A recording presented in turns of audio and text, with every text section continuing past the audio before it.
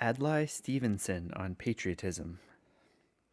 I have no claim, as many of you do, to the honored title of old soldier, nor have I risen to a high rank in the armed services.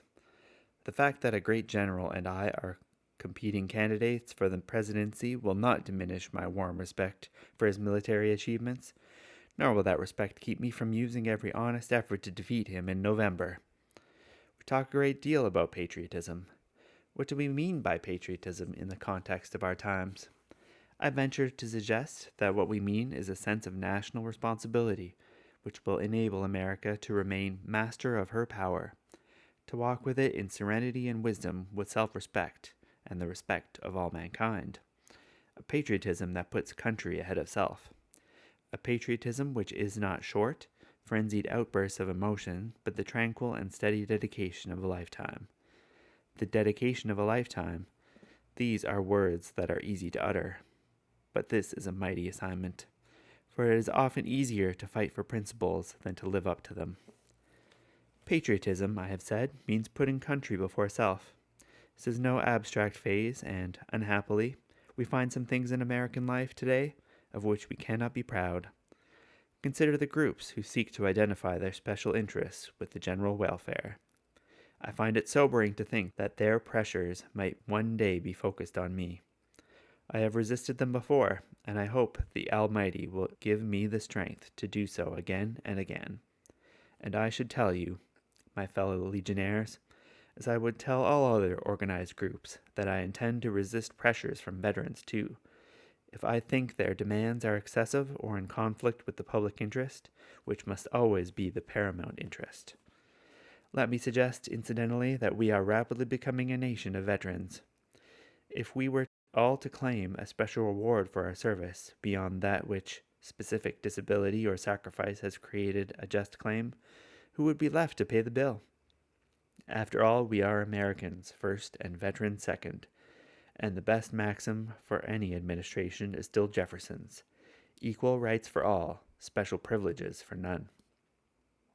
True patriotism, it seems to me, is based on tolerance and a large measure of humility.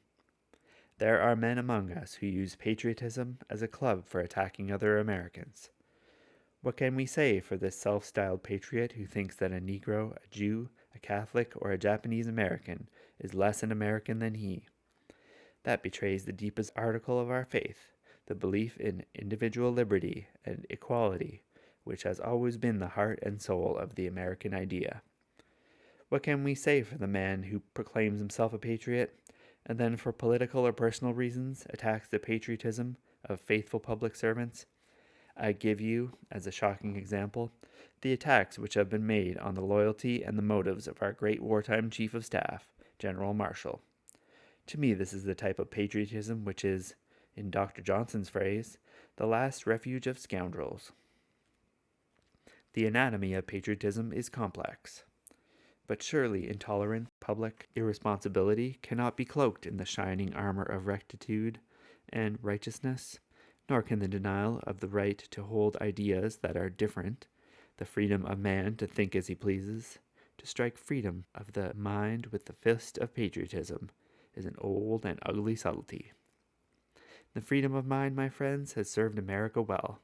The vigor of our political life, our capacity for change, our cultural, scientific, and industrial achievements all derive from free inquiry, from the free mind, from the imagination, resourcefulness, and daring of men who are not afraid of new ideas. Most of us favor free enterprise for business. Let us also favor free enterprise for the mind, for in the last analysis we would fight to the death to protect it.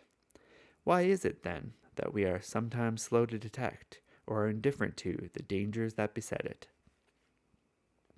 Many of the threats to our cherished freedoms in these anxious, troubled times arise, it seems to me, from a healthy apprehension about the communist menace within our country.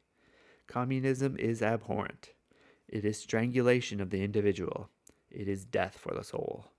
Americans who have surrendered to this misbegotten idol have surrendered their right to our trust, and there can be no secure place for them in our public life. Yet, as I have said before, we must take care not to burn down the barn to kill the rats. All of us, and especially patriotic organizations of enormous influence, like the American Legion, must be vigilant in protecting our birthright from its too zealous friends while protecting it from its evil enemies. The tragedy of our day is the climate of fear in which we live, and fear breeds repression.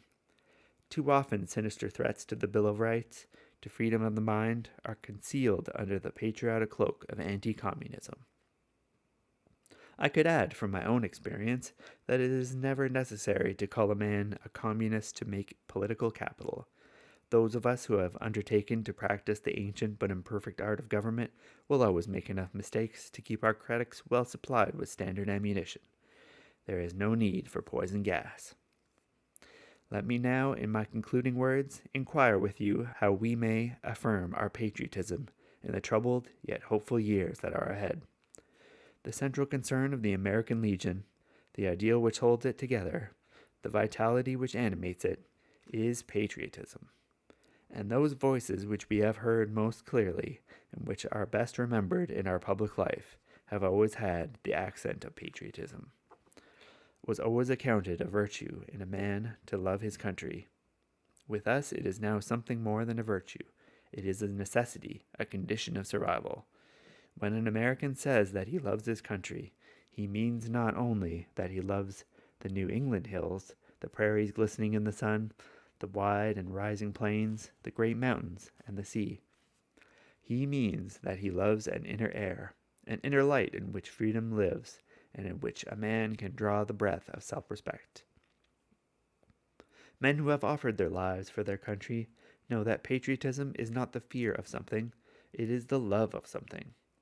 Patriotism, with us, is not the hatred of Russia, it is the love of this republic and of the ideal of liberty of man and mind in which it was born, and to which this republic is dedicated. With this patriotism in its large and wholesome meaning, America can master its power and turn it to the noble cause of peace. We can maintain military power without militarism, political power without oppression, and moral power without compulsion or complacency.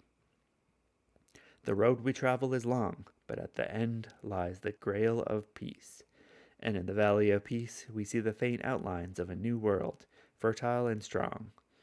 It is odd that one of the keys to abundance should have been handed to civilization on a platter of destruction, but the power of the atom to work evil gives only the merest hint of its power for good. I believe that man stands on the eve of his greatest day.